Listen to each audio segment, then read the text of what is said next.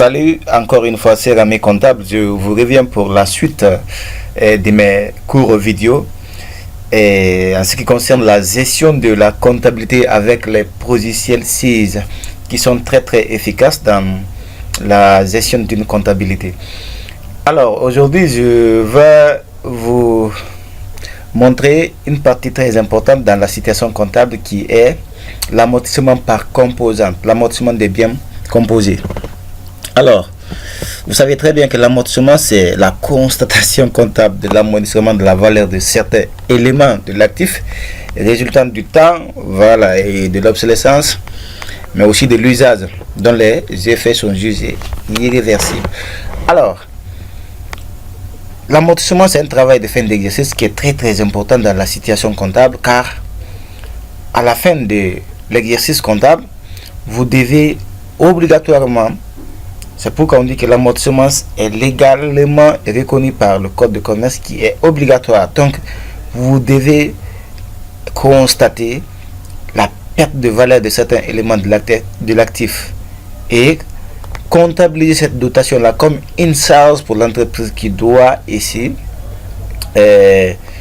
diminuer son résultat, mais retenez que c'est une charge non décaissable pour l'entreprise, mais profitable au niveau du résultat fiscal.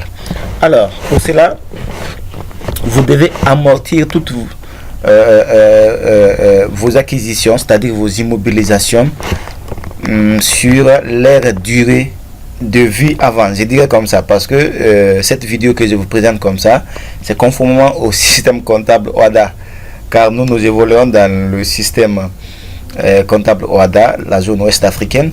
Donc, je vous parle en fonction de ce système comptable, mais ancien système. Quand je dis ancien système, dans les années 2016-17 et tout récemment, il y a une réforme qui a été engagée qui a modifié les types d'amortissement, c'est-à-dire linéaire et dégressif, mais tout en ne mettant pas totalement de côté l'amortissement linéaire, le mode linéaire. Voilà. Ce qui veut dire, il y a des cas où vous pouvez recourir à l'amortissement linéaire, donc ce qui veut dire qu'on a toujours besoin de ce type d'amortissement linéaire avec l'ancien système, c'est-à-dire que avec le type d'amortissement du bien en fonction de la durée de vie. Mais cette réforme qui dit que le bien doit être amorti en fonction de la durée d'utilité. Et voilà, donc je ne vais pas rentrer beaucoup en profondeur, mais c'est juste un cas que je vais vous montrer. C'est vrai, voilà, avec la réforme, amortir un bien en fonction de la durée d'utilité du bien, c'est-à-dire en fonction du nombre d'unités d'œuvre fabriquées par le bien, ou bien en fonction du nombre de kilomètres parcourus, comme le cas des matériels de transport, ou du nombre d'unités d'œuvre fabriquées, comme le cas des biens de production. Il s'agit pour cette réforme de voir la dépréciation du bien en fonction de ce qu'il a fait, c'est-à-dire en fonction de son utilité. Mais je ne suis pas là pour vous parler d'abord de cette réforme.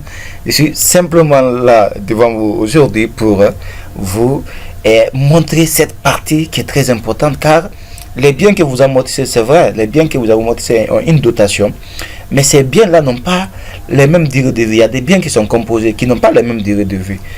Alors, comment amortir un bien composé? C'est-à-dire les biens qui n'ont pas, un bien qui est composé d'autres biens, je vais dire, mais qui n'ont pas la même durée de vie. Comment amortir ce type de biens? À travers la méthode de fractionnement. Alors, je vais vous montrer déjà un bien que j'ai acquis. Qu'un bien que j'ai acquis, c'est l'ordinateur bureautique. Il y a un ordinateur bureautique que j'ai acquis, et cet ordinateur bureautique là est composé de l'écran, du clavier et puis de l'unité centrale. Mais en fonction aussi du coût d'acquisition, j'ai tenu compte de l'amorti, de décomposer ces biens en deux, c'est-à-dire l'écran et l'unité centrale.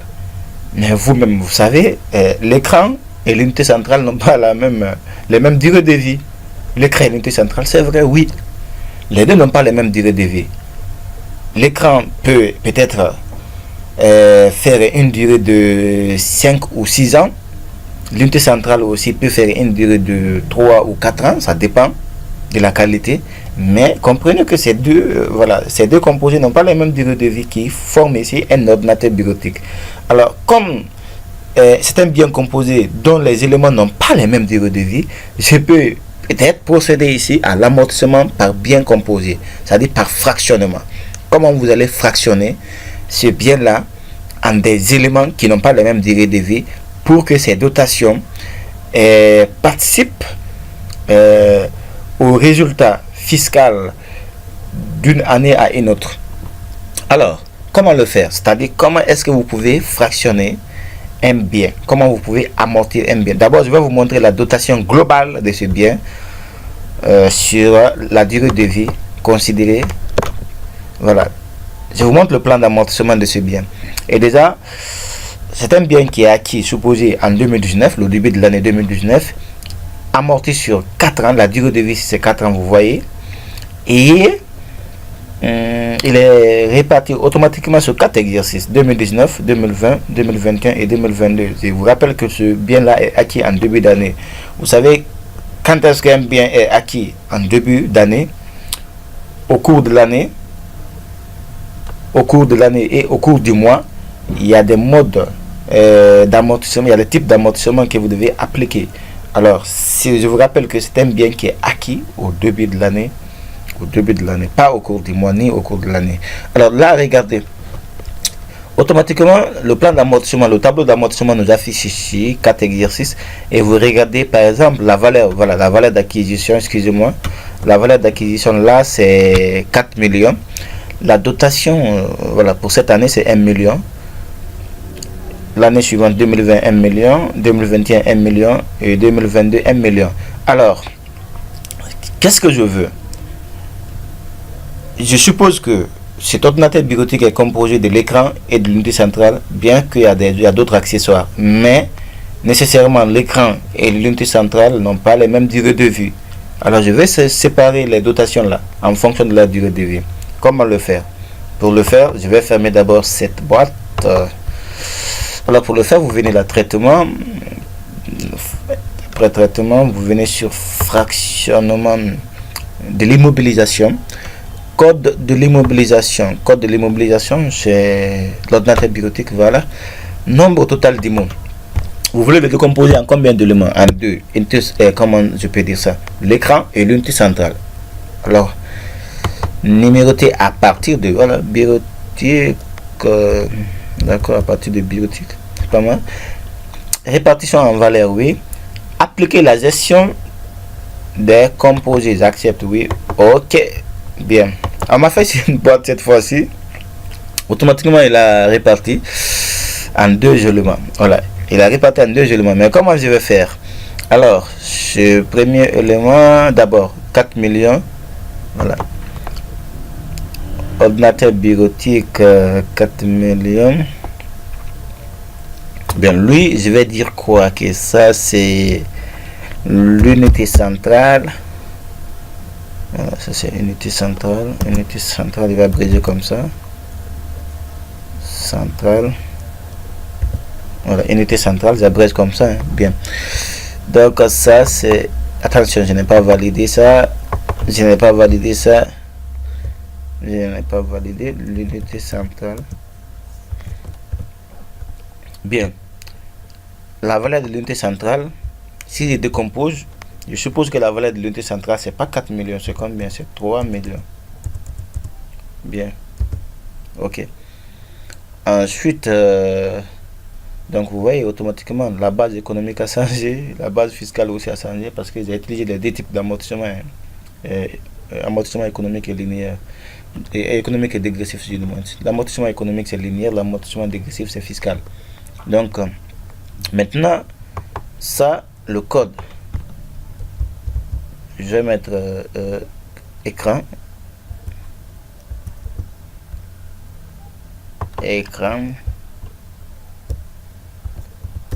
Ok, écran. La base de l'écran c'est 1 million. Voilà, l'écran c'est 1 million. Bien.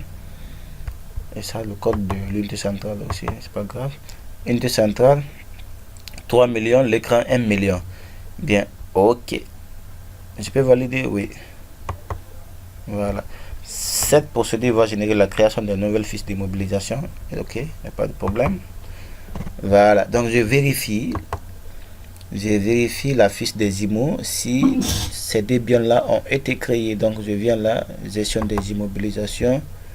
J'agrandis la boîte. Donc unité centrale est là. Je vais l'ouvrir pour voir.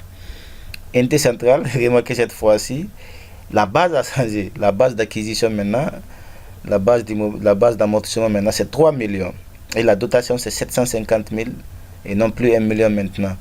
Durée, ça c'est quoi? Ça c'est l'unité centrale. Ok, l'unité centrale, la durée de vie, je peux supposer 4 ans. C'est un exemple que je vous donne. Ok, mais l'écran quand même, la durée de vie, c'est pas 4 ans.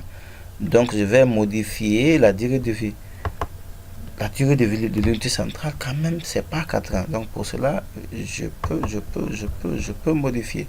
Alors, je vais venir au niveau de l'immobilisation. Unité centrale,